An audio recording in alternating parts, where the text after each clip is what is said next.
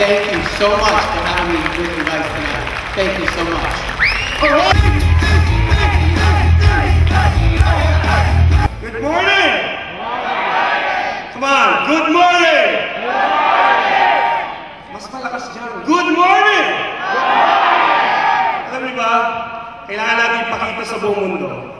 We have to show to everybody kung sino tayo. So pag good morning, we have to show with all of our heart that we really, as Filipinos, as dynamic, as #1 as possible in the world, with all of our Southeast Asian neighbors and friends here. So let's say one good, loud, good morning! Of course, from the bottom of our hearts, our founder and CEO. So, thank you very much, and I hope you always be there for us. Not only today, and in the future, as you know, we're all going to give all our hearts. Not only as Philippines, Singapore, Malaysia, Thailand, Taiwan, and the whole Southeast Asia. Thank you very much, Mr. Steve Wala. Palakpakan naman natin, Mr. Steve Wala! Thank you, Brent Jensen, for bringing ACD to our lives. Brent Jensen, ladies and gentlemen. All our corporate team, our master distributors, Senator Rory, and lovely family, Eric Caparisi, all our master distributors, top leaders all over Southeast Asia. 14 years ago, I was OFW. Are there people who's working abroad? Are there people who used to work abroad? May mga OFWs pa dito. Nasa kamay. Yeah. Just like you, I was an OFW. I was working in Singapore and Malaysia. I used to work for a financial company as a consultant. Just so happened, I lost my passport. You know, losing a passport in a different country is very difficult. You agree with me, yes? Yes? Yes. Dalawa lang yung sasagot natin eh. Yes or? Yes. Same day, meron po nagsolling ng passport ko. So someone, Singaporean, actually found my passport and returned it to me through the Philippine Embassy. I said, what's keeping you busy? Ano ba yung pinagkakaabalahan mo? Sabi ko ganyan, tinanong ko. Sabi niya, all about network marketing. You know, way back then, 14 years ago, I was so negative about network marketing because I thought those for those hindi nakatapos, walang mapuntahan, makakababa ng pagkatao, and everything. That's what I thought. So 14 years ago, meron ba niyan sa Philippines? Sabi ko ganyan. Meron ba niyan sa Philippines? But my problem is, I only have 56,000 pesos in my savings account. But what I did is something dramatic. I quit my job. So, I quit my job, went back to Philippines, then start doing the business. Iwagan ko po yung mga kamag-anak ko, kaibigan ko, kaklase ko, kakilala ko, lahat ng pwede kong kakilala ng buhay ko. Alam niyo what's the best part? You know what's the best part? Wala akong nag-join sa akin. What makes things worse is sabi ng nanay ko, Dave, bakit ka nag-resign sa trabaho? Yan, wala ko tuloy sweldo. My mother told me, why you resign from your job? See, you don't have any salary. That's what my mother told me. So rather than being discouraged, rather than being mapanghinaan ng loob, so I have to show, deep in my mind and in my heart, I have to show I made the right decision. I have to show to everybody. So when I start making money, the first month, guess how much I made? 2,000 pesos.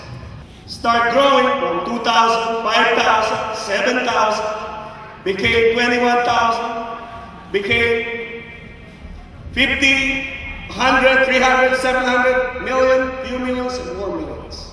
Siyempre, binata 10 years ago, few years back, binili ko yung dream car ko. Lahat ba kayo may dream car?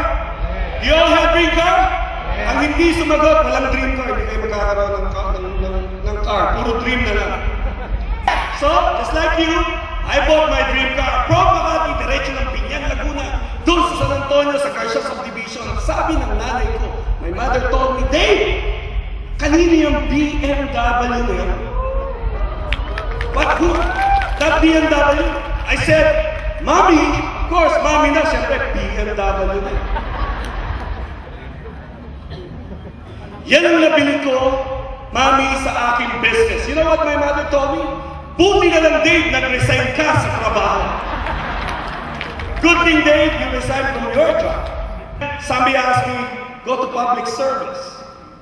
So I went to public service and say, what do you want to become? I said, I would like to become a congressman.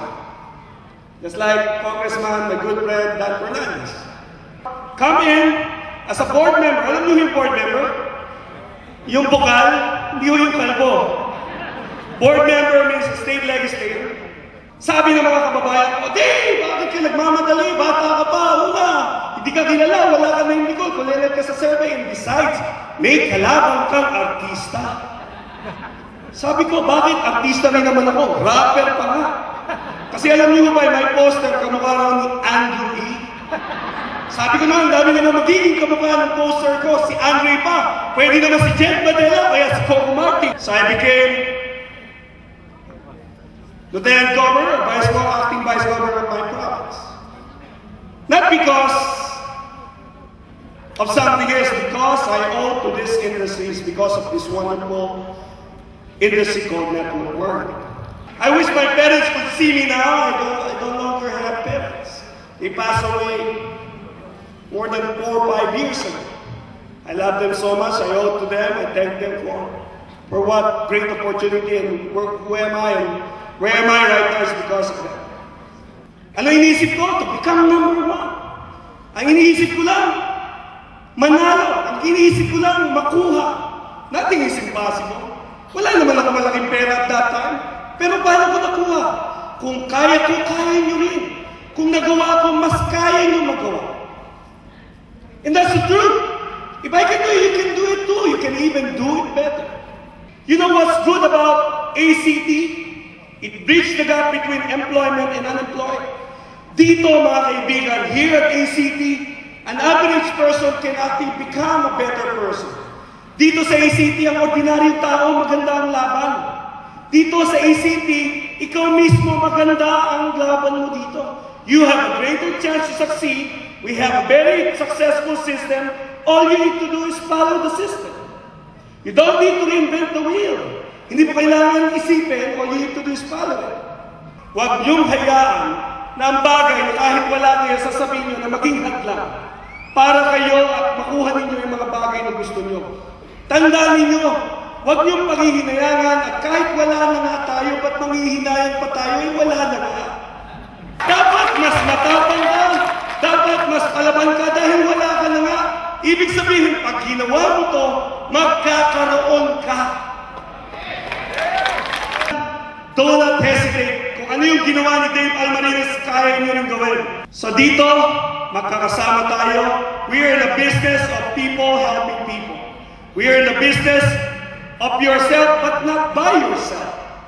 We are in the business of great opportunities with great products. But I'm telling you, I check on this company, it will become the greatest company network ever, marketing ever seen. So my name is Dave Almarines, and I am 10% ACT. Thank you very much.